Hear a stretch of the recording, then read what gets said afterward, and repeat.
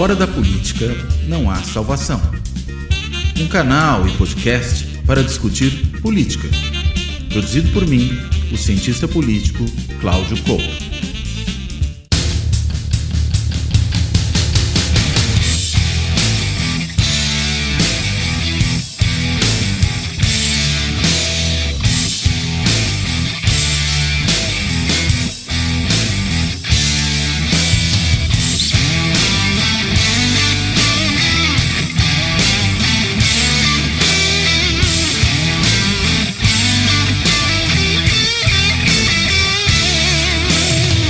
Olá, este Fora da Política não há salvação vai retomar a discussão sobre Javier Milei, presidente eleito da Argentina, que está prestes a tomar posse, né? Toma posse agora no dia 10 de dezembro. Mas não vai falar só de Milei, vai falar também de Jair Bolsonaro, a quem Milei tem sido frequentemente comparado. Muitos falam que Javier Milei é o Bolsonaro argentino. Só que, mais do que olhar particularmente para os dois, para Javier Milei e para Jair Bolsonaro, a gente vai olhar sobretudo para os apoiadores desses dois políticos que, enfim, têm liderado aí movimentos que têm sido classificados como de extrema direita. Acho que no caso do Bolsonaro já não há mais muita dúvida a esse respeito. Milei ainda rendeu ali, pelo menos no começo, uma certa discussão sobre como classificá-lo, anarcocapitalista, ultraliberal, extremista de direita, enfim. A gente pode até entrar nesses tópicos. Mas o fato é, para além da figura das duas lideranças, existem esses apoiadores com as suas características. E aí não são apenas, claro, aqueles que votaram nesses candidatos nas eleições que eles disputaram e venceram, ou mesmo que eles disputaram e perderam, como é o caso da de Bolsonaro no Brasil em 2022. Mas são aqueles que os apoiam com mais energia, que vão aos eventos que eles promovem, que estiveram, por exemplo, num comício de encerramento da campanha de Milei na Argentina, pouco antes do primeiro turno, ou aqueles ainda que estiveram, né, agora, no mês de novembro, na Avenida Paulista, apoiando o movimento bolsonarista, mas por meio do quê? Por meio de um desagravo àquele militante bolsonarista que foi preso lá por ter invadido um dos edifícios da esplanada dos ministérios, ali do Planalto, e acabou morrendo na cadeia, né? Teve um mal súbito, já havia alertas de que ele tinha problemas de saúde, e pelo jeito houve aí uma falha séria de não ter permitido que essa pessoa fosse para casa e cumprisse prisão domiciliar ou algo do tipo. O fato é que isso deu muita munição para o bolsonarismo para criar um mártir, evidentemente, e criar essa onda de solidariedade em torno dele, que é, na prática, também uma onda de apoio ao próprio Bolsonaro e ao bolsonarismo. Haja vista que os alvos preferenciais dos manifestantes nessa reunião que houve na Paulista eram o sempre, né, preferido inimigo do bolsonarismo, que é o presidente Lula, mas enfim, esse aí é um caso, mas aquele que é, digamos, competindo com Lula, o outro grande inimigo do bolsonarismo, que é o ministro do Supremo, Alexandre de Moraes. Então, não é, desse ponto de vista, uma agenda tão diferente daquela que nós vimos em manifestações anteriores desse grupo. Mas, afinal de contas, será que esses grupos se parecem? Há semelhanças entre, vou chamar aqui, mileístas e bolsonaristas, né? Entre aqueles que acorreram aos comícios do Milei, que foram seus militantes mais entusiasmados, e aqueles que fazem o mesmo com o Bolsonaro aqui no Brasil? Enfim, para tentar entender esses dois cenários, para tentar entender esse fenômeno que ocorre lá e aqui, quais são as semelhanças e quais são as diferenças entre eles, e em que medida eles nos permitem entender boa parte do que tem sido esse processo de mobilização da direita nos últimos anos no Brasil e também, evidentemente, na Argentina, nós temos aqui como convidado o professor Pablo Hortelado. O Pablo, ele é pesquisador e professor da Escola de Artes, Ciências e Humanidades da Universidade de São Paulo, a EASH da USP, e ali também ele coordena um grupo de pesquisa que tem desenvolvido uma série de trabalhos importantes para lidar com essas questões, né, que é o monitor do debate político no meio digital, né, que começou ali como um projetinho, mas no fim acabou virando um grupo de pesquisa consolidado mesmo, e é em torno desse grupo que esses trabalhos vêm se desenvolvendo, inclusive em colaboração com pesquisadores argentinos. Nos últimos dias foi até noticiado, né, saiu no Jornal Globo uma matéria, né, sobre essa pesquisa, suas primeiras conclusões, e o fato é que o Paulo vai poder aí entrar em alguns pormenores, explicar para nós o que eles estão observando, e até acho que a gente poderia até voltar um pouquinho no tempo e comparar esse cenário de agora com aquilo que nós vimos em manifestações anteriores, o perfil dessas figuras aí ao longo do tempo. Enfim, Sem mais delongas, eu quero aqui agradecer ao Pablo por ter topado fazer essa conversa. Quero dar as boas-vindas a ele e perguntar aí logo de saída, né? Pablo, afinal de contas, mileístas e bolsonaristas são praticamente a mesma coisa ou não? Por favor. Oi, Cláudio, primeiro obrigado aí pelo convite. Essa pergunta, uma resposta assim mais assertiva, eu acho que a gente precisa de mais investigação. Mas eu acho que a gente tem alguns indícios que sugerem que eles são fenômenos muito parecidos. Uma das coisas assim que eu tenho observado e que nos levou a fazer essa investigação lá na Argentina é que as nossas explicações para a ascensão da extrema-direita no mundo, não só no Brasil, mas no mundo inteiro, são muito apoiadas em experiências nacionais. A gente tem, então você vai ver que tem um pedaço grande da literatura americana que vai tentar explicar o trumpismo a partir do que aconteceu nos anos Clinton, ou no advento da TV a cabo nos Estados Unidos, explicações muito nacionais. A mesma coisa está acontecendo na França para explicar esse voto cada vez crescente, que mais cedo ou mais tarde vai levar ao poder a extrema-direita na França também. Então, todos os países estão com muitas explicações nacionais na sua literatura, e eu acho isso não faz sentido, porque esses fenômenos são muito semelhantes, têm muitas características semelhantes, e a gente deveria buscar mais o que é de comum neles, explicações mais estruturais, que digam respeito a mudanças nos padrões de comunicação, nas relações do comércio internacional, na economia internacional. Enfim, a gente deve buscar outras linhas de explicação que não sejam tão apoiadas na história nacional, porque, evidentemente, tem muito em comum que os Estados Unidos estão passando, né? Trump com Bolsonaro, e mesmo outros processos da extrema-direita fora do Brasil, quando a gente está olhando na Turquia, na Europa do Leste, assim por diante. Tem muitos traços em comuns.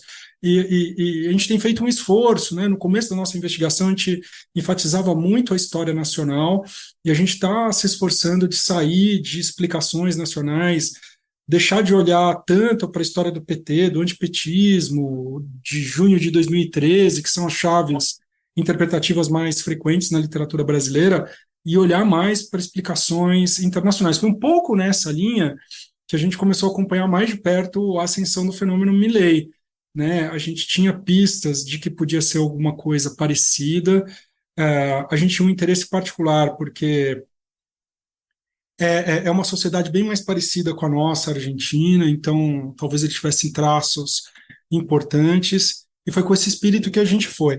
O Milei, no entanto, tinha bastante diferenças, né? Enquanto o Bolsonaro, na eleição de 2018, tinha feito uma campanha exclusivamente, posso falar isso com bastante convicção, porque o Bolsonaro de 2018 foi super fácil de estudar, porque ele tomou a facada, ele não fez campanha de rua, ele praticamente não tinha tempo de TV e rádio, porque ele estava num partido nanico, então a campanha dele foi digital, e a gente conseguiu baixar basicamente tudo em 2018 e analisar isso. É quase um Então, experimento natural, né? Essa campanha do Bolsonaro de foi 2018. ótimo. Para quem quer estudar, foi ótimo, porque daí fica fácil de estudar. Ele não estava fazendo campanha de rua, ele não estava fazendo. Ele tinha só um lugar para fazer campanha, que era a mídia social. E a gente conseguiu baixar tudo, não só da campanha dele, mas do chamado ecossistema bolsonarista, né, que são as principais páginas. Naqueles anos ainda o Facebook era a mídia mais importante, né? E ficou muito claro que aquilo lá era só populismo e guerras culturais. Ou seja, era só crítica contra as elites culturais e as elites políticas. Isso dava, não lembro de cabeça, mas dava mais de 90% dos compartilhamentos que tinham sido gerados a partir das páginas que estavam fazendo apoio ao Bolsonaro. Então ele estava criticando os partidos políticos, a Globo e as feministas e o movimento LGBT. Praticamente só. Não tinha economia. A economia, ele forjou aí naquele momento a expressão fala com o meu posto Ipiranga, que é para se referir ao Paulo Guedes. De tão pouco que ele falava, ele se recusava a falar, isso eu não entendo, isso não importa. Isso aqui vocês falam com o Guedes. Né? A campanha dele foi exclusivamente de conservadorismo moral e de ataque ao sistema político tradicional. O Milei, por outro lado, não era isso. O Milei estava falando só de economia. De certa maneira, era o avesso do Bolsonaro. ele só falou de economia, ele falou de dolarização da economia, do fim do Banco Central, de fim dos subsídios. Ele fez uma campanha predominantemente econômica. Ele é um economista, né? Ele se apresenta como anarcocapitalista, então, aparentemente, era muito diferente, era até o avesso do Bolsonaro. Porém, a gente estava acompanhando muito de perto a situação na Argentina já faz uns anos. Tinha saído o livro do Pablo Stefanoni, eu traduzi, fiz um número especial de uma revista lá na Bahia, e a gente traduziu um capítulo do Stefanoni, está lá. Estava acompanhando muito de perto o que estava acontecendo com essa ascensão do Milei, e ela vinha acompanhada de um elemento de guerras culturais. O Milei, na verdade, ele era companheiro de luta do Augustin Laje, que é um cientista político que só fala de guerras culturais. Tem um livro até importante sobre as guerras culturais, foi traduzido para o Brasil. Agostinho, só para a gente pegar a referência direitinho. Laje. Laje. Tá. Ele tem um livro lançou agora um outro, Geração Idiota, que também é interessante. E eles faziam dobradinha. Ele fazia o ataque à esquerda pelas guerras culturais, nos temas, abatendo com a agenda identitária, combatendo, né, a agenda identitária, e o Milei fazia essa disputa nas redes sociais argentinas no campo da economia. E eles eram uma dupla, eram amigos. Agustin e Milei. Exatamente. No livro do Pablo Stefanoni, que é muito bom, né, A Rebeldia se tornou de direito, foi lançado aqui pela UFRJ, né, ele conta em detalhes essa história. Então tinha isso já, né, de que o Milei fazia parte de uma cultura política que tinha esse braço de conservadorismo moral das guerras culturais. Tinha um outro elemento também. O Milei, embora não estivesse falando, assim, não está no centro da campanha, a gente até monitorou, por exemplo, o Telegram, e praticamente não tem, era só economia, totalmente diferente do Bolsonaro, mas tinha um pouquinho. E acompanhando as entrevistas, você ia vendo que ia aparecendo, embora muito minoritário, temas das guerras culturais.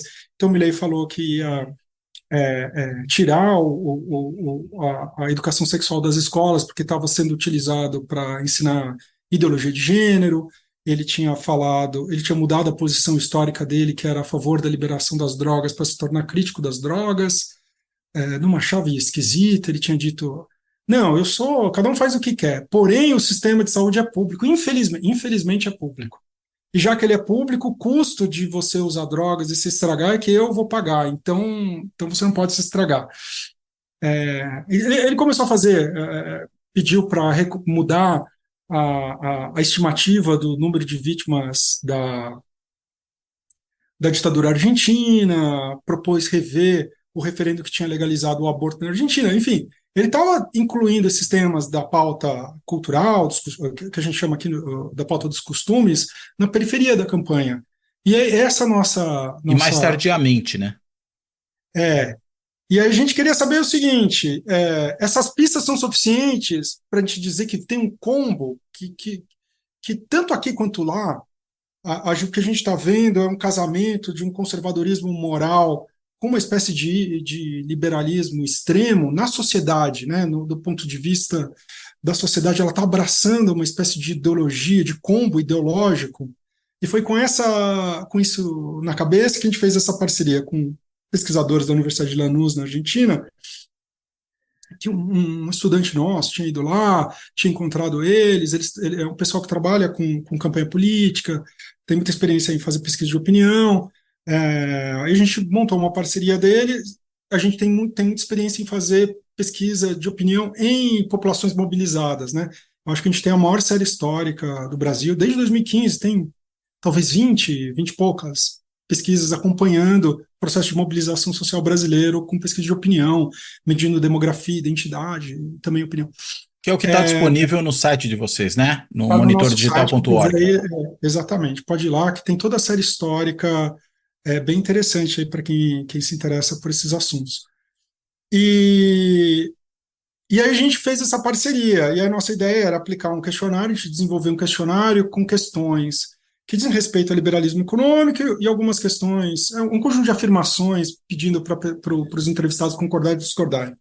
e outra sobre conservadorismo moral. A de conservadorismo moral, a gente já vem testando algumas dessas frases aí, dessas afirmações há muitos anos. A gente sabia bem que o eleitorado bolsonarista ia responder nível alto aqui.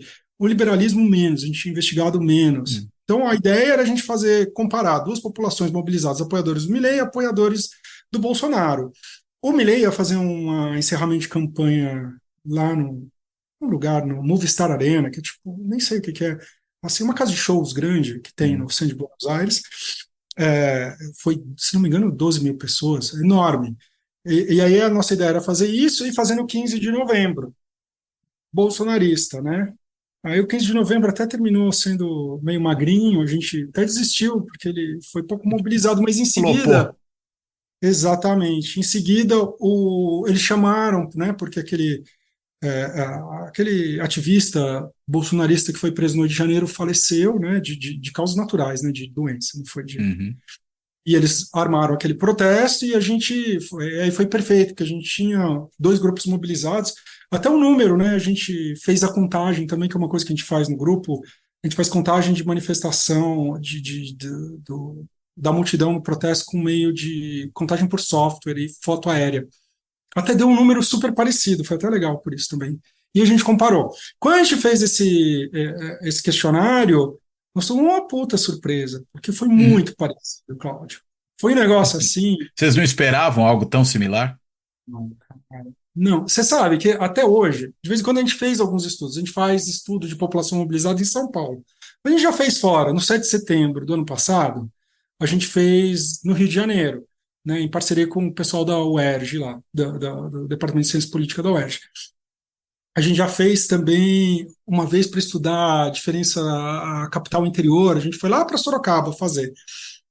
E quando a gente faz, por exemplo, dessas duas, eu sempre me surpreendo com a regularidade dos fenômenos sociológicos. Você fala, caralho, cara, é muito igual. Eu peguei duas populações, estão 300 quilômetros, dá o mesmo 74%. É um negócio assim que, às Como vezes, fenômeno sociológico impressiona, né? às vezes você sabe, você está cansado de saber que mas quando você vê assim, o número dá igualzinho, você fala, nossa senhora, né? Agora, isso acontecer na Argentina, eu não esperava de jeito nenhum. Para você ver, o nosso questionário tinha 9 afirmações. Das 9 afirmações, se não me engano, 6 dão dentro da margem de erro. É É muita impressionante. semelhança. É muito, muito mesmo. Assim, não consigo enfatizar o quanto eu fiquei surpreso disso, até porque a demografia é completamente diferente. Aqui a gente estuda há muito tempo o bolsonarismo, né? A população mobilizada bolsonarista. E é sempre assim: idade média varia de 44 a 49, às vezes até vai 51, entendeu? Pai de família e pessoas idosas. Entendeu? Assim, tem mais gente com mais de 65 do que para baixo de 30, né? Tem muito, gente na casa dos 40, dos 50, que é o grosso, e Público de meia idoso, idade. público de meia idade e de idade avançada também Sim. nas mobilizações bolsonaristas. Quando a gente foi lá para Buenos Aires, outra coisa, só adolescente, cara, assim, de cara, foi legal ter acompanhado isso em loco, porque é uma outra vibe. A nossa equipe que estava fazendo a pesquisa estava muito acostumada a investigar o antigo antiperonismo, né, o Uhum. macrismo, que era uma coisa assim também de meia-idade e tal. Mas o mileísmo não, o mileísmo é só jovem, os caras são muito molecada, é molecada de É um pouco, 17 é um pouco anos. como o que seria aqui a base do MBL, só para a gente É estabelecer uma parecido, comparação. é parecido, a vibe é parecida. A gente jovem, masculinos, se não me engano, 70-30 proporção masculino e feminino. 70% menos de 35 anos, 50% menos de 24 anos. É Nossa, é muito muita jovem, diferença. cara. É muito jovem mesmo. E é uma vibe para cima, entendeu? Os nossos pesquisadores lá argentinos estavam calejados, fazendo muito tempo pesquisa de campo, fazendo entrevistas e tal. E eles nunca tinham investigado o mileísmo, até porque era um fenômeno que tinha meses, né? Sim. Tem meses, é um fenômeno super recente. Eles ficaram um pouco abertos, falaram assim, não, isso aqui parece uma manifestação de esquerda do ponto de vista da energia, é jovem, é jovial, é para cima, é alegre, Notaram é nesse sentido uma diferença em relação aos bolsonaristas? mas é enorme, Tá. enorme, enorme. É outra vibe, parece assim, de vibe, para fazer uma outra analogia, parece uma manifestação do PSOL nesse, né, Sim. no sentido assim, da energia, entendeu? É por É isso que eu muito pensei no MBL, né? Porque o MBL tinha exatamente. Só que o à MBL direita essa pegada, né? exatamente, só que o MBL é pequeno, lá é uma coisa Sim, enorme. gigantesca. É o MBL que deu certo. É um MBL que deu certo. Eu acho que o MBL gostaria de ter sido o Milley aqui, né? Sim. Eu acho que a inspiração deles era ter ocupado esse lugar. E se eles tivessem dado certo, eu acredito que seria isso, porque é isso, porque daí essa molecada tá na liderança do processo. Então você vê o cara organizando campanha com 18 anos, 19 anos, cara, entendeu? Assim, todo mundo, toda mobilização só tem jovem. E muita presença periférica também, chamou muita atenção. Isso lá. Lá, porque ela tem um corte racial muito, você não precisa, deu também, porque a gente também mediu na demografia, classe social, renda, isso apareceu, mas nem precisava. Só de eu estar lá eu já vi, porque a Argentina, ela tem um corte racial muito marcado, né? A classe média é muito branca e a periferia ela é mestiça, mais mestiça Uhum. indígena. E você via, né, cara, que ali a periferia também, as pessoas cultura política argentina é muito influenciada pela cultura sindical. Então as pessoas colocam os jalecos, né? E os mileístas, que são os caras super antissindicais também, com os jalecas, falando assim, É o uniforme de manifestação. isso, libertários, sei lá, La Matança, que é um bairro super operário, Sim. extremamente peronista, e você vê um moleque de 16 anos com um jaleco, ficava, foi impressionante. Foi uma experiência, do ponto de vista sociológico, assim, extremamente fascinante. E apesar disso, cara, deu muito parecido. Assim, a parte, né? O nosso questionário tinha a parte liberal, a parte conservadora. A parte liberal Hum. deu igual. Todas as deu no mesmo nível. O que me surpreendeu, na verdade, o nível de engajamento na pauta liberal dos bolsonaristas. É isso que me surpreendeu, porque a gente estava esperando uma pequena diferença, que a diferença de ênfase das lideranças gerasse uma diferença de ênfase na opinião.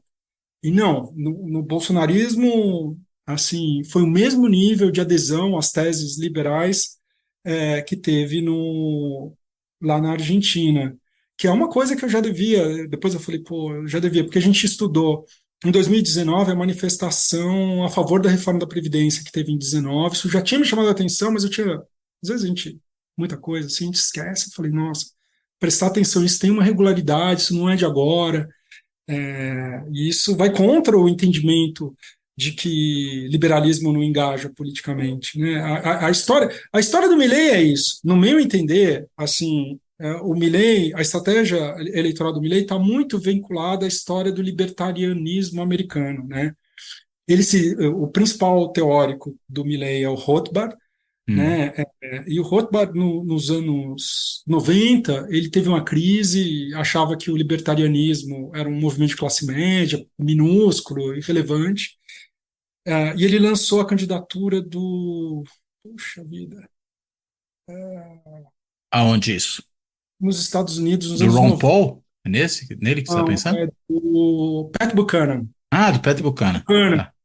90 e pouco, não me lembro Porque agora é de cabeça. naquela eleição que deu confusão na Flórida, onde o Pat Buchanan teve muito voto por causa daquela cédula maluca lá que eles Isso. usaram. O Pat Buchanan foi pré-candidato junto com o Bush, perdeu para o Bush, e foi o cara que lançou a expressão guerras culturais, que ele fez Hum. uma campanha de guerras culturais. O Rothbard, que lançou o Pat Buchanan, na cabeça dele ele falou assim, libertarianismo é um movimento de classe média, a gente nunca vai, nossos ideais são perfeitos, a escola austríaca explica o mundo, aquelas coisas.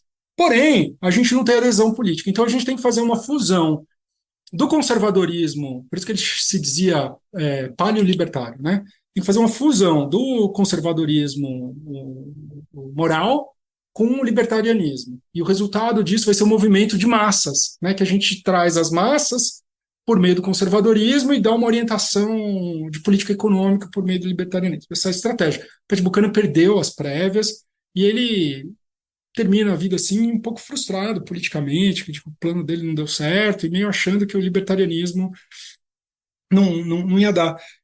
E depois que eu estava mais ciente dessa história, eu notei que o próprio Milley se dizia paleo-libertário. que é exatamente isso, quem faz a fusão do libertarianismo com o conservadorismo moral. Hum. Então ele também ele estava com essa história americana do papel das guerras culturais de promover os ideais na cabeça. O que era mais um dos indícios que a gente tinha de que esse combo estava se estruturando na cultura política argentina, assim como tinha se estruturado na cultura política brasileira.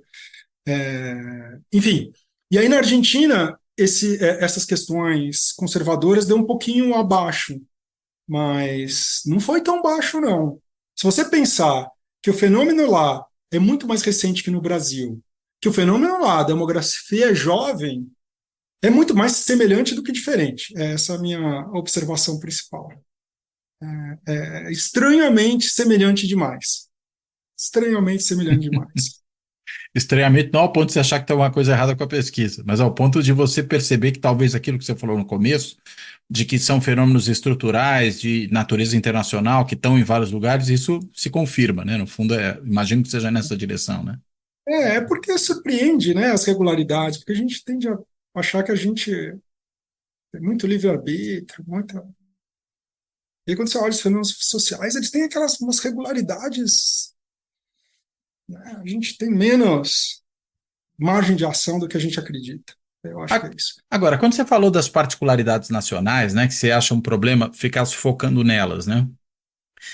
Eu pensei, talvez a gente não tenha uma situação, vou dizer aqui, do ponto de vista empírico, de alguma forma intermediária, ainda que eu tenha fenômenos estruturantes que acontecem em vários lugares quase que simultaneamente, com natureza muito parecida e tudo mais, talvez a forma específica deles se resolverem em cada lugar vai ser um pouco distinta porque os países têm características sociais diferentes, né? Então, por exemplo, né, nessa pesquisa que você fez lá na Argentina e fez aqui no Brasil, uma coisa que me chamou muito a atenção foi a questão religiosa, né? Que enquanto na Argentina você tinha ali um número de 41% naquele movimento que se diziam sem religião, quando você vem em Brasil, você tem 67% que são cristãos, né? Uma maioria de católicos, um número menor aí de evangélicos, fora os kardecistas, né? Que me chamou atenção também, que é um grupo representativo, 11% do que estava ali. Então, tem uma diferença religiosa que talvez explique por que, enfim, essas coisas vão se resolver de formas diferentes nos dois países, porque em cada lugar o encaixe é outro, né? Não estou querendo com isso negar que existe a coloração nacional. Eu acho que a resposta à desconfiança com os artistas foi muito menor na Argentina, tem a ver com o papel da Uhum. cultura na Argentina. Eu acho que tem algumas coisas, tem coisas diferentes, mas eu estava querendo enfatizar, e eu acho que chama muito mais atenção as semelhanças, né? Agora, eu chamo também uma atenção uma coisa que a gente não apareceu nessa pesquisa, que a gente não investigou, mas que eu tenho muita vontade de investigar, estou conversando com colegas lá, é o papel do nativismo, né? Você sabe que a gente trouxe aí, faz um mês, 2 meses mais ou menos, o Casmund, né? O cientista Uhum. holandês, para vir, ele é um dos caras que está teorizando a extrema-direita, tem um conceito lá de direita radical. E uma das coisas que nessa conversa aí, nesses dias que ele teve aqui no Brasil conversando com a gente, que chamou a atenção dele é o seguinte: o elemento nativista, que é um dos elementos definidores da extrema-direita, está razoavelmente ausente na América do Sul. Não é só no Brasil. No Brasil, no CAST, no fenômeno da extrema-direita está sendo liberada pelo CAST no Chile, e no Milei. Eles não são ativistas no sentido, eles não estão defendendo a cultura nacional, não estão defendendo os empregos nacionais, eles não estão tendo um discurso xenófobo muito forte. Esse elemento nativista está razoavelmente ausente. Isso torna essa experiência no Cone Sul bem diferente do que tem na América do Norte e, sobretudo, na Europa, onde isso é o elemento central, até o que dá liga no resto, né? No populismo, no discurso antilitista e no resto, né? Estou um pouco interessado em entender. E esse aparentemente não é um fenômeno brasileiro. Isso sempre me chamou a atenção, porque o Bolsonaro, a despeito da camisa da seleção, a despeito assim da simbologia nacional, ele não é nada nacionalista. Não é nada Bem, ele bate nacionalista. continência, ou presta A continência, bandeira para usar a expressão correta, para a bandeira americana, né? O que é, no mínimo, alguma coisa que um nacionalista não faria, né? Exato. Ele não tem. é, Ele nunca. A gente até já detectou, já investigou no eleitorado dele, tem uma certa sensibilidade para o discurso xenófobo, mas ele ativou muito pouco isso. Ele não é nacionalista. Esse elemento do nativismo, que é super importante na Europa e na América do Norte, aqui está ausente. Por que que ele está ausente? Eu acho curioso, porque no passado, as experiências populistas históricas latino-americanas, elas foram super nacionalistas, né? Enfim, não sei dizer, não é algo que eu tenha investigado ainda, mas isso é algo que eu acho que tem a ver com essas colorações. Nesse caso não é nem nacional, né? Porque é mais regional. Agora, Mas quando a gente pensa no caso brasileiro, né? Eu não sei se na Argentina você tem um correspondente, você falou da camisa da seleção brasileira, né? Você tem uma coisa que os próprios militantes usam para se autodefinir, que é patriota, né? Quer dizer, eles podem não ser nativistas, mas eles são, digamos, nacionalistas no sentido de um patriotismo que eles acreditam ter mais do que outros setores da sociedade. Né? Tanto que eles até definem essa pessoa que morreu como o patriota fulano de tal, né? Me esqueci o nome dele direito agora, né?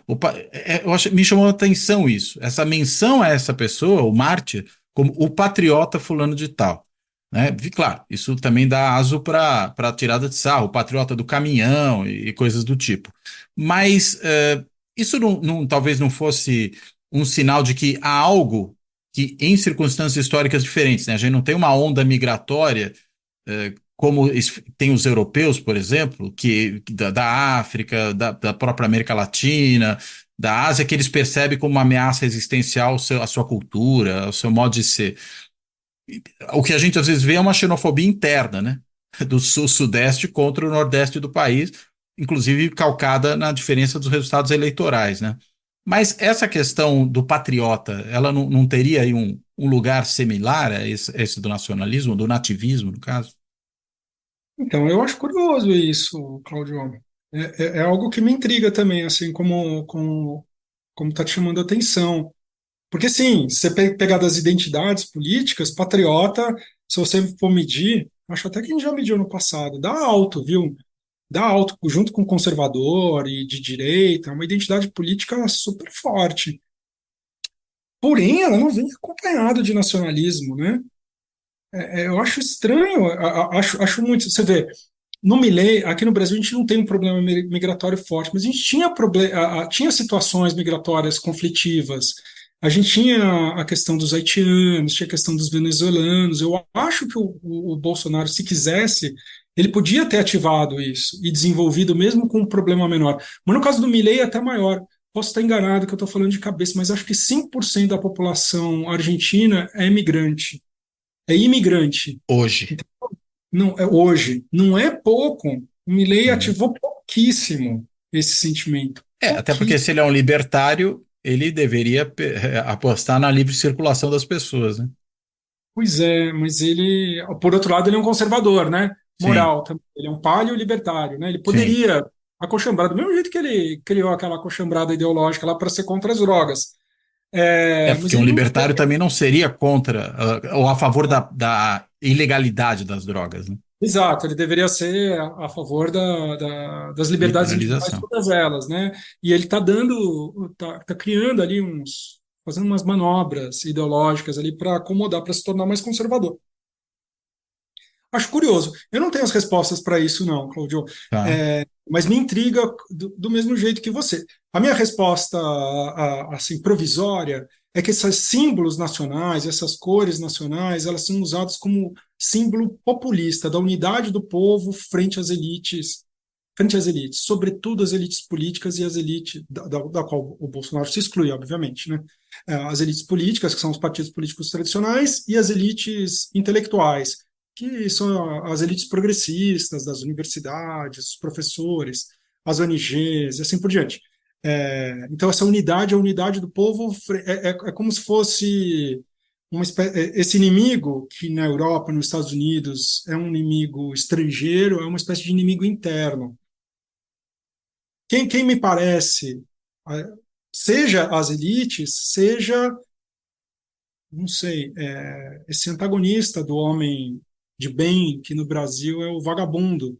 Uma Sim. categoria super importante aí que eu acho que a gente tem que investigar também, que é uma coisa que mistura quem foge da norma social, seja do ponto de vista do trabalho, seja do ponto de vista ideológico, seja do ponto de vista da conformação da família tradicional, é tudo vagabundo, né?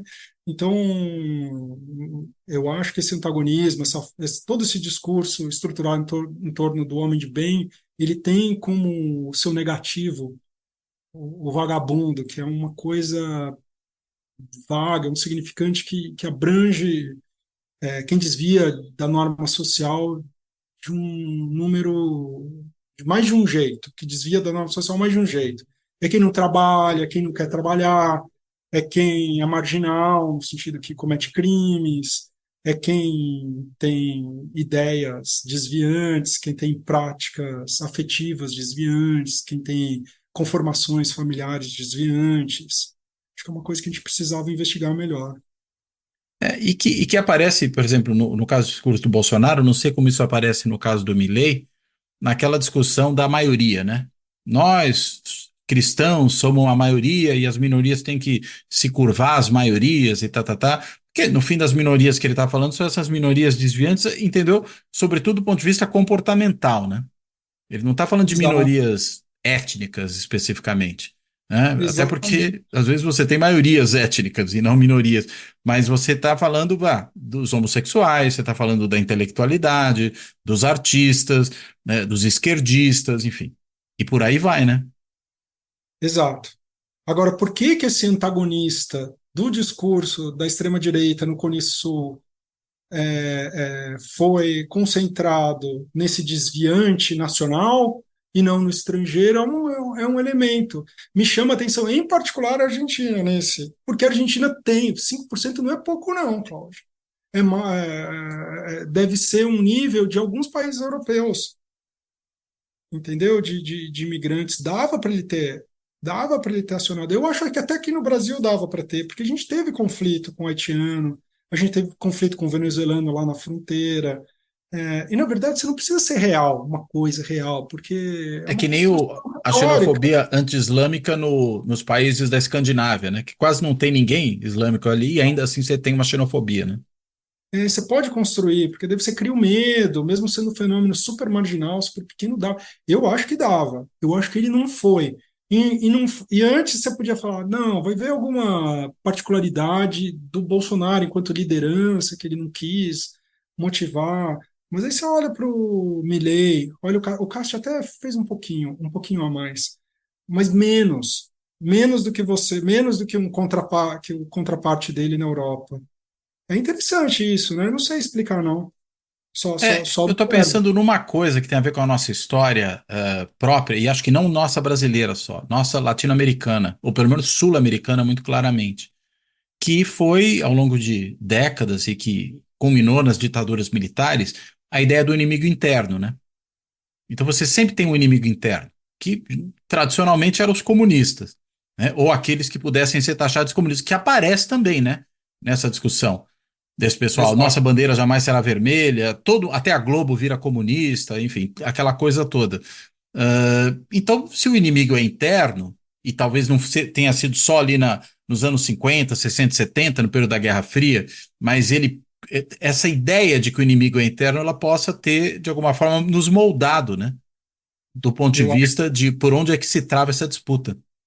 eu acho que é uma linha de explicação, sim. A gente tem que investigar mais aí, olhar a origem, investigar mais por meio de técnicas, de entrevista qualitativa, não sei. Tem que pensar um pouco, né? Eu acho que é uma coisa tão diferente em relação ao resto, porque de resto é super igual. Entendeu? Você pega a agenda, combate à ideologia de gênero, defesa da família tradicional, combate às drogas. Essa agenda aqui não é muito diferente. Você pega um cara de extrema-direita nesses, né? Pega o discurso daqui, pega o discurso na Europa, o discurso nos Estados Unidos, mesmo o discurso no Oriente Médio, na Ásia, em alguns países, é parecido. Agora, nesse é bem diferente, Sim. né? Eu acho que a gente não levantou essa bola aí Eu acho que é uma tarefa aí para os cientistas sociais encararem. Mas você não acha que, tudo bem que você apontou aí o percentual, você até falou que 5% não é tão pouco, né? Mas quando a gente pensa, para pensar em países que nascem da imigração, como os países americanos de um modo geral, inclusive os Estados Unidos, né?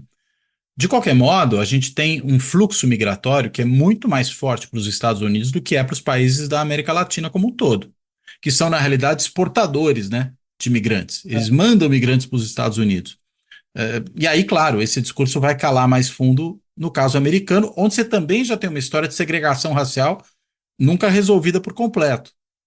Então, É, digamos, você tem um espaço mais forte para isso. não, concordo com você, pode ser só isso.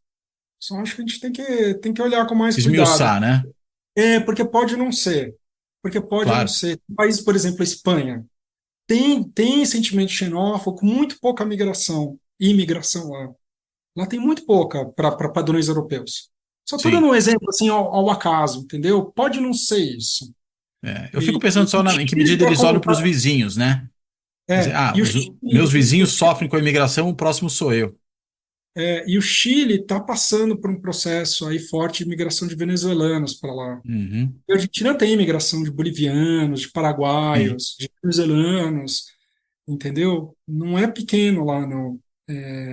Pô, 5% é gente pra dedéu, cara. sim. Não, não é pouco mesmo, você tem razão. É uma grande minoria, digamos assim, né? É uma grande minoria. Agora, essas últimas pesquisas que você tem feito, porque você vem fazendo isso desde 2015, né? Nesse caso, você tem notado mudanças ao longo desse período? Porque no meio do caminho, a gente teve o governo Bolsonaro. Então, eu imaginaria que uma coisa é você ter esses movimentos de direita que começam, no caso brasileiro, a pipocar lá em 2013, se aprofundam em 2015, tem a ação pelo impeachment, culmina ali na eleição do Bolsonaro. Só que depois vem um governo Bolsonaro, com toda a estrutura governamental, atuando no reforço desse discurso. Né? Não foi um governo que chegou ao poder agora baixa a bola. Não, ele manteve o ambiente inflamado mesmo depois de assumir responsabilidades governamentais. Há uma transformação, há uma intensificação de certas posições. Você nota isso nas pesquisas que você tem feito? Olha, Cláudio, eu noto mudança de identidade. Hum, Não, há outras mudanças, mas a que mais chama a minha atenção é a mudança de identidade. E ela não é no governo Bolsonaro, na campanha eleitoral de 2018. Por exemplo, a gente acompanhou todo esse processo de mobilização política desde 2015. Acho que a nossa primeira pesquisa com população mobilizada foi em março de 15. Não sei se você lembra, foi aquela grande manifestação. Posso estar enganado, mas acho que foi em março de 15. E aí a gente vem seguindo desde então, investigando. A gente vai fazendo perguntas de opinião, medindo várias coisas aí, mas uma coisa que a gente sempre faz é demografia e identidade. Cara, não dava. identidade em que sentido? Identidade política, esquerda, direita Ah, e tá, nesse sentido. identidade. E não dava, quando você perguntava, você é esquerda, direita, centro, nada disso, dava nada disso. No Em primeiro Brasil. lugar, no Brasil, em 15, no movimento Ah, anti-Dilma, que anti-Dilma, né? Que não era impeachment no sim. começo, não sei se você lembra. Primeiro era só fora Dilma, era uma coisa meio confusa. Aí eles assumem a pauta do impeachment. Então ele era basicamente nada disso. Posso estar enganado, mas eu acho que a segunda identidade era centro.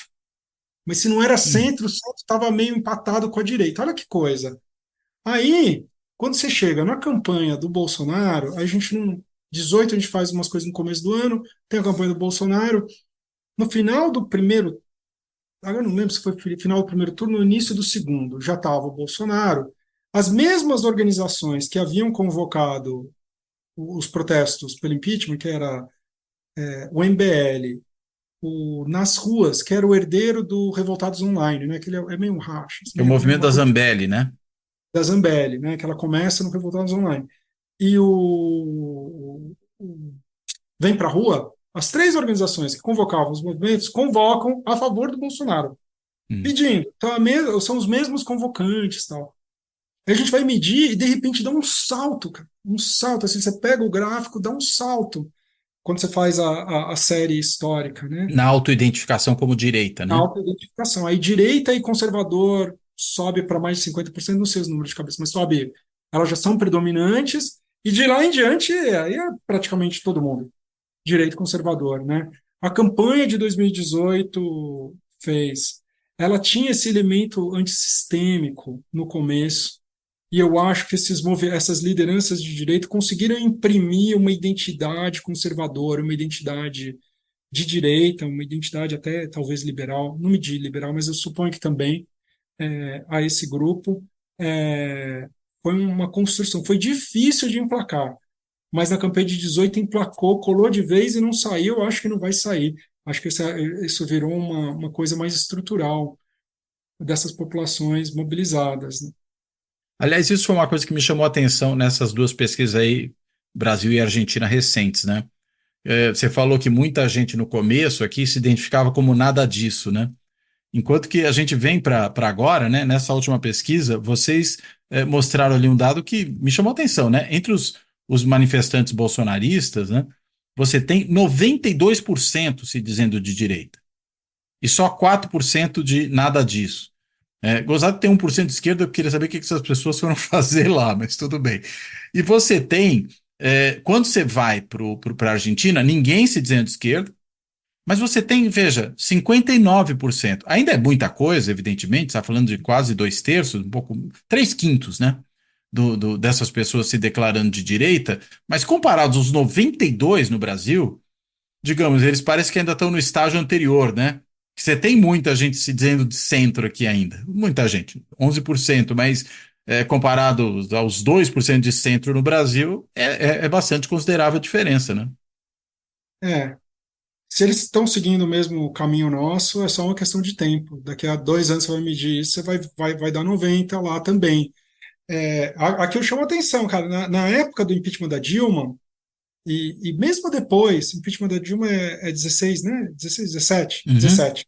Não, É 16, 16. 16, né? Mesmo depois, 17, a gente media, não apenas tinha bastante nada disso, como a identidade principal, como tinha um conjunto aí de uns 15% que se definia como de esquerda. Não era pequeno, não, cara. Não era pequeno. Esse fenômeno começou como uma coisa e ele vai se transformando, sabe?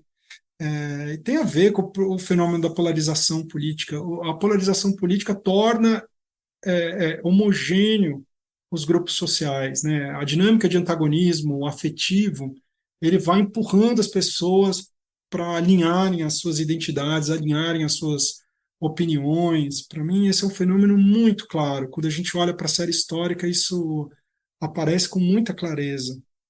O Thomas Trauman e o Felipe Nunes, né, estão lançando o livro que eles até falam em cristalização, né, dessa polarização. E quando a gente Pois pensa no caso brasileiro, né, você tinha uma polarização antes que era PT-PSDB, né? Digamos, era uma polarização muito mais simétrica, né? Aí você vem para essa polarização assimétrica de uma extrema-direita que continua antipetista, mas toma o lugar do PSDB.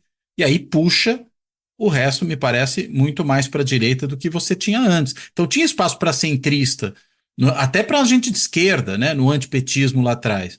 Chega um dado momento que, enfim, tem que estar unido em quase tudo. E aí todo mundo se declarando de direita, né? Pelo menos aqueles, claro, é esse grupo que a gente está falando, os grupos mais mobilizados, né? Esses que vão às manifestações, que estão ali se colocando. é isso aí, eu concordo. Não, não li ainda, né? O livro está saindo agora, por Sim, agora. sim, é que saíram entrevistas, alguns dados já Eu preliminares, também né? só escutei as entrevistas, comprei o meu livro, mas não chegou. Deve estar Tá. para chegar entre hoje e amanhã para eu ler, mas pelo que eu entendi, é um pouco a linha deles. Estão bebendo aí na tradição dos estudos empíricos sobre polarização política que dizem isso, né? Polarização afetiva. Não é só polarização, tem outros tipos de polarização, mas a polarização afetiva, que é o antagonismo, né? A hostilidade com quem adota uma identidade política adversária, esse tipo de polarização ele leva a tornar os grupos políticos muito homogêneos. E mais estanques, né? É, a gente vai ficando, a gente está vendo nos Estados Unidos que está, eu acho, um pouco mais em alguns sentidos mais avançado que a gente está, talvez uns 2 anos na nossa frente. A gente está 4, 5 da Argentina, e os Estados Unidos está 2 na nossa frente. Então, Ah, você está está falando voltando. nesse processo de direitização. É, e de polarização política Sim, também, né? também, também. Por exemplo, você tem regiões regiões onde essa polarização ela vai tornando homogêneos espaços políticos, né? Os espaços geográficos. Então, tem bairros, aqui a gente está vendo isso de uma maneira muito mais suave que nos Estados Unidos. Tem bairros inteiros, né, contínuos, é, é, territoriais, onde determinadas posições políticas, identidades políticas e voto, eles são muito homogêneos, dá tudo 90, 95, é muito curioso. Profissões, a gente vê isso, profissões, né? Então, profissão médica, mercado financeiro, para não falar das forças de segurança, para a direita, alinhados Uhum. ideologicamente à direita. A gente vai ver as profissões ligadas à educação, pesquisa científica, as artes, assistência social, empurrado à esquerda. Os espaços sociais vão se tornando muito homogêneos, né? E as pessoas vão deixando de ter, a partir do momento que isso vai acontecendo, as pessoas vão deixando de ter essas identidades políticas conflitantes que geram um comportamento às vezes pendular. Isso vai desaparecendo porque você vai tendo que abandonar, porque como o antagonismo afetivo é muito grande, você tem que optar, se, assim, você religioso ou você um cara de esquerda, você entende? As comunidades elas vão ficando muito homogêneas, dá para ver isso na série histórica, né? Bem, o futuro disso não é muito bonito. Não, não é. E é interessante, você falou que a gente está uns 4 anos na frente da Argentina e 2 atrás dos Estados Unidos, que eu acho que um outro dado que aparece nessa pesquisa de vocês é aquela escala que vocês fazem do quanto as pessoas não gostam de petistas, no nosso caso, ou de peronistas lá, né? Embora, se você pega, assim, os números mais baixos entre quem não gosta de petistas e peronistas, você está chegando num número muito parecido lá e cá, quando você agrega, se você vai para os números realmente mais baixos, a intensidade do não gostar de petistas é mais forte do que a intensidade do não gostar de peronistas, né? Ou seja, esse sentimento vai se tornando mais intenso também, né? O não gostar é não gostar muito, né? E não É, dá para dizer que o peronismo ou o antiperonismo é coisa nova na Argentina, é coisa velha pra caramba. Até porque o peronismo é muito antigo, mais do que o petismo, inclusive. Mas parece que esse sentimento muito intenso é mais recente. eu me surpreendo assim com os paralelos, que não era para ser tão parecido, né? Mas assim, o macrismo, que é o nem tão velho, né? Mas o velho antiperonismo tá para gente, tá para eles como o PSDBismo tá para gente, entendeu? Isso. Durante um período aqui ele organizou muito as nossas identidades, o campo político brasileiro, e ele foi atropelado lá também. Foi Como a atropelado. UCR lá, né? O nível Exatamente. cívico radical foi atropelado, o PSDB aqui desmilinguiu. Exatamente. E virou, e eu acho que vai virar tudo mileísmo, ou que nome, seja lá que nome eles vão adotar como identidade deles. Vai virar uma coisa muito mais radical, muito, já era. O antiperonismo é uma coisa muito forte, muito estruturante. É que nem o antipetismo aqui, né? Em termos eleitorais, pelo menos, né? Em termos eleitorais, e eu acho até que em termos sociais ele já via também. Hum. Mas com esses fenômenos mais recentes, ele dá um salto de intensidade. E eu estou entendendo que essa é a tese lá do livro do Felipe e do Trauman, né? Estou tô muito curioso para ver, porque eles fizeram muita pesquisa empírica, né? Porque como o Felipe tá na Na Quest, Quest. né? Ele tem possibilidade de ficar testando um monte de coisas e ele deve ter reunido uma quantidade. Ele foi soltando, né, durante esses últimos meses, até ano e meio aí, alguns dados, né, durante nas rodadas de pesquisa que ele fazia, os dados são muito impressionantes, cara, está muito parecido com os Estados Sim. Unidos. Até porque ele replicou algumas perguntas que a pesquisa eleitoral americana fazia, que é o jeito tradicional de medir, porque tem uma série histórica longa, né? Ele replicou, e aí dá para comparar com os Estados Unidos, porque é a mesma pergunta aplicada por uma amostra do eleitorado brasileiro. Fica bem parecido com os Estados Unidos, tem umas diferenças, mas assim, é mais semelhante que diferente. Sim. E é engraçado, mas só voltando um pouco para a comparação Brasil e Argentina, que o peronismo, como você mesmo colocou, é muito estruturante, é muito implantado socialmente, acho que isso é um outro aspecto que tem que ser considerado, mas ele é muito mais fluido do ponto de vista ideológico, né? o petismo tem mais coesão, né, ideológica. PT é um partido de esquerda, né? Peronista tem peronismo de esquerda, peronismo de direita, peronismo de centro, peronismo sabe-se lá o quê. Petismo não, né? Não tem petismo de direita. Então, isso talvez torne mais nítida a questão para nós do que para eles, né? E no caso americano, é uma bipolarização porque você tem dois partidos, né? Então não tem coisa intermediária na prática. Você tem até partidos que têm registro, mas eles não têm nenhuma relevância, né? né? E eu acho que uma das coisas assim interessantes é porque embora a gente já assim, em mídia social, que é um jeito de medir polarização, eu acabei de fazer um paper sobre isso. A gente revisando aí as mensurações sobre polarização política em mídia social. A gente vê claramente o início da polarização brasileira em 2014. Consigo ver Hum. claramente, o número é assim, é claro no grafo de rede, é claro na mensuração. Dá um salto. 2014 eu ando a polarização. Reeleição da Dilma, Pós 2003, aí depende para qual linha de interpretação você vai, né? que é a eleição contestada na sua legitimidade pelo Exatamente. PSDB, né? E que vai dar origem aos protestos em 15, Sim. né? Vai dar origem aos protestos em 15. Pois bem, embora a gente tenha visto em mídias sociais isso, quando você vai para as pesquisas de opinião, para séries históricas que a gente tinha, não aparece tão claramente esse salto. Não aparece tão claramente. Era difícil de medir, quando você vai medir polarização política, no Brasil, porque nos Estados Unidos eles demoraram anos para descobrir, descobriram identidade. Basta você pegar a identidade republicano-democrata, aí você mede a opinião e dá uma puta diferença. Aí você tem um jeito fácil de você identificar a dinâmica da polarização política. Aqui, como o nosso sistema não é bipartidário, ele é multipartidário, a identidade com partido político é fraca. Você não conseguia. A gente estava vendo na vida cotidiana o aumento da polarização política, mas você tentava mensurar ali, não dava uma coisa assim. Ele até era verificável, mas ele não dava um número assim compatível com a nossa experiência vivida Hum. na vida brasileira.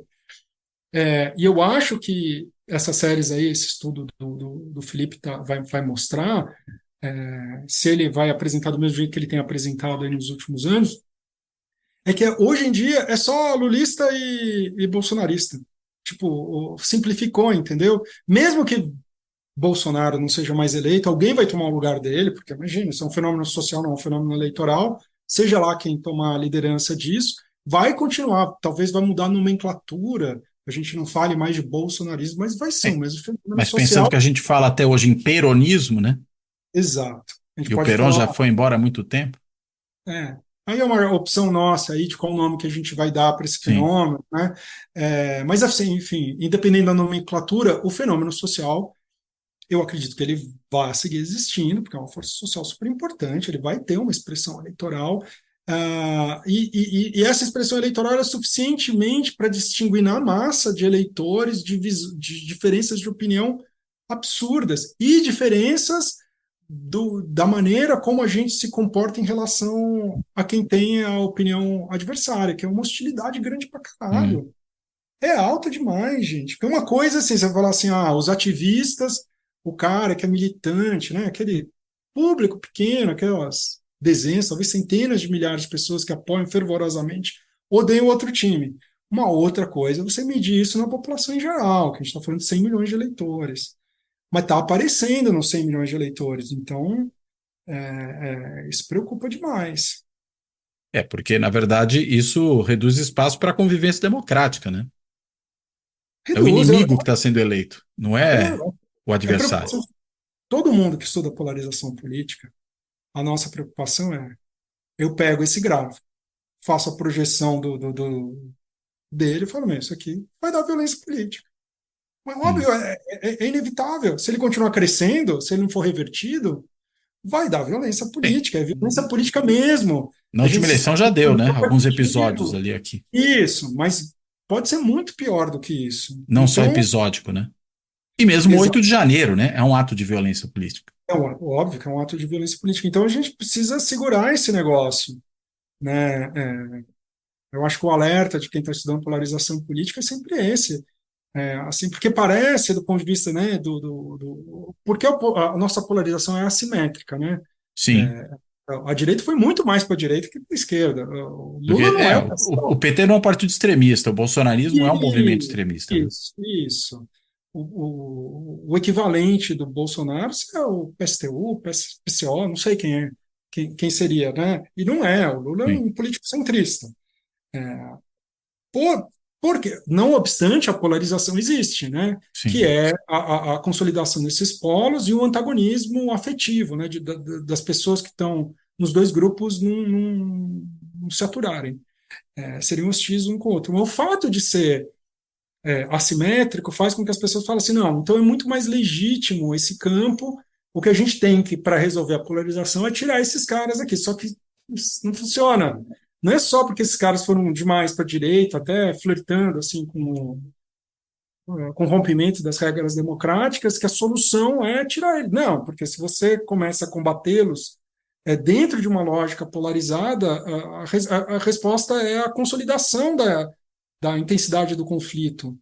Então, a gente tem que achar um jeito político de desarmar essa bomba, que obviamente eu não sei qual é, porque esse é o problema, né? Esse é o problema político, mas a gente precisa desarmar a bomba.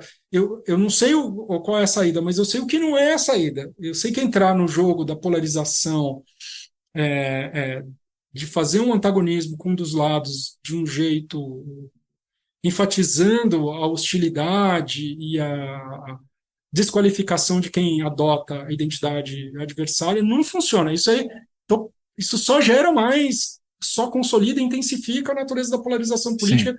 e nos empurra para a violência política. Isso eu sei que não funciona.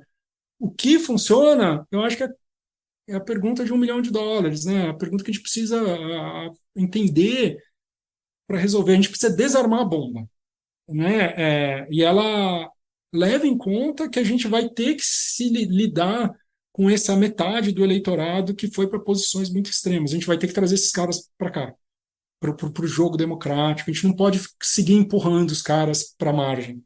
Sim. Com certeza a gente precisa trazer eles e pensar estratégias de trazer eles antes dessa bomba estourar. Aliás, nesse sentido, um dado que chamou a atenção nessa pesquisa que fizeram no comício de São Paulo, né, é que 56% dos entrevistados acham que não deveria haver punição para quem invadiu a sede dos três poderes. Pô, é uma maioria considerável, né? Pô, 56%, embora uma ampla maioria, aí sim, 94%, acho que deveriam punir os que depredaram. Aí eu fiquei pensando aqui, eu já tinha pensado isso numa outra ocasião, falei, bem, então talvez se os bolsonaristas que ocuparam lá a sede dos três poderes tivessem entrado, mas não quebrado nada, talvez o desfecho do 8 de janeiro pudesse ter sido outro, de não se deslegitimar da forma como se deslegitimou. Talvez tivesse sido um movimento mais bem sucedido do que aquele que realmente foi um fiasco, né? Porque gerou um backlash terrível para eles, né? Agora, é interessante que as pessoas continuam mantendo, né? Que a ocupação estava correta. Porque o entendimento deles é que aquilo era um protesto pacífico. Sim. O entendimento deles é que a justiça eleitoral tomou partido. E não só é, ficar em frente ao quartel, invadir também era pacífico. Exato, exato. Não, eles acham, eles não condenam fica bem claro, né? Os Sim. bolsonaristas, pelo menos mobilizados, não condenam o ato né? Porque o discurso é que aquilo era uma tomada pacífica, era um protesto, eles iam chegar, iam acampar lá, não iam destruir nada, e que esses excessos, inclusive, teriam sido feitos Infiltrados. por infiltrados de esquerda, o que é um despropósito, porque tem um monte de gente presa, né? Tem centenas de pessoas, de bolsonaristas Sim. presos, tem o perfil deles de rede social. Os caras eles são conhecidos, são pessoas dos círculos bolsonaristas. A gente tem imagem deles depredando, assim, as evidências são enormes, mas enfim, é que nesse mundo de comunicação em rede, assim, você bombardeia as desconfianças e as pessoas vão consolidando opinião, né? Como aconteceu nos Estados Unidos também, de um jeito um pouco diferente, que os caras vão ajudando, vão criando formas de tornar aquilo que aconteceu na invasão do Congresso deles um pouco mais aceitável, né? Mas, assim, o entendimento deles é que aquilo lá não era golpe de Estado, aquilo lá não violava a norma democrática, era um protesto pacífico que saiu do controle, infelizmente saiu do controle, a tal ponto que 40% quer que mesmo as pessoas que invadiram lá sejam punidas. Isso foi mais Sim. alto do que eu pensava, né? A Eu olhei o condenação, copo vazio, você está olhando o copo cheio, né? olhando para o copo cheio, é porque eu estava esperando menos, Cláudio. Eu estava Tá. esperando 10, uma coisa assim, fiquei razoavelmente surpreso. E 20%, se não me engano, eu estou falando de cabeça aqui, que eu não tô com o dado aberto, mas uma coisa assim condena o financiamento, né? Sim, isso é interessante. Não Que é é uma pouco, não. não é Né? Ou pouco. seja, quem financiou os protestos, quer dizer, inclui acampar na frente do quartel, inclui a Brasília, né? Não inclui só a depredação. E tem 12% que não sabe, está na Sim, dúvida, porque deve dar um conflito, né? Por um lado, obviamente saiu da mão e aquilo lá não foi um negócio legal. Por outro lado, as intenções eram legítimas. Eu acho que é isso que explica. E o financiador não tem como saber, essa porque ambiguidade. ele tá financiando antes das coisas acontecerem. Sim. Muito bom. Excelente conversa, Pablo. Imagina, Obrigadíssimo pela conversa, por apresentar esses pontos todos aí da pesquisa. Eu vou te devolver agora a palavra, porque se ainda você acha que a gente deveria ter passado algum ponto e não passou por ele, você pode tratar e para fazer a sua amarração final. Por favor. não, acho que a gente falou pra caramba aí de um monte de coisa. Prazer, viu, Cláudio? Sou o espectador do canal. Foi um prazer aqui conversar com você, mudar de posição um pouquinho. Tá ótimo. Obrigado, Pablo. Bem, então, feita aí feitas as considerações finais do Pablo aí nessa nossa conversa, eu vou fechando por aqui também.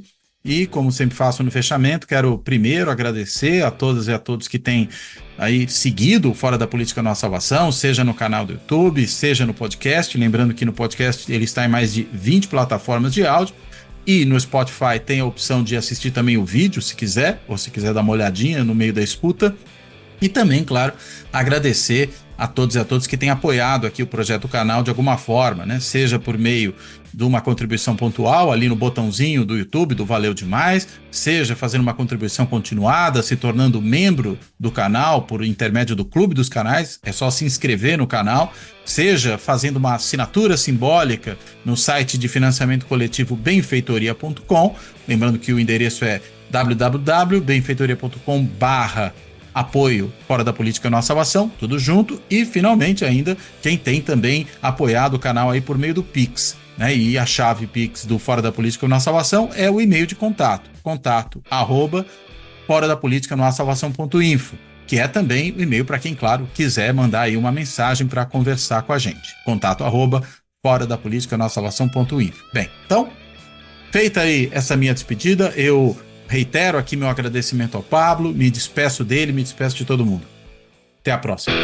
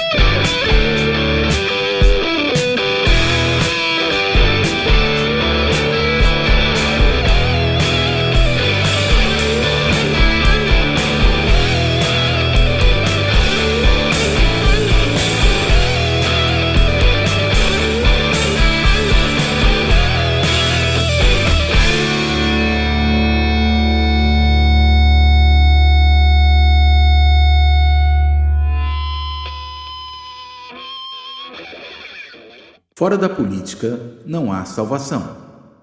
Um canal e podcast para discutir política. Produzido por mim, o cientista político Cláudio Couto.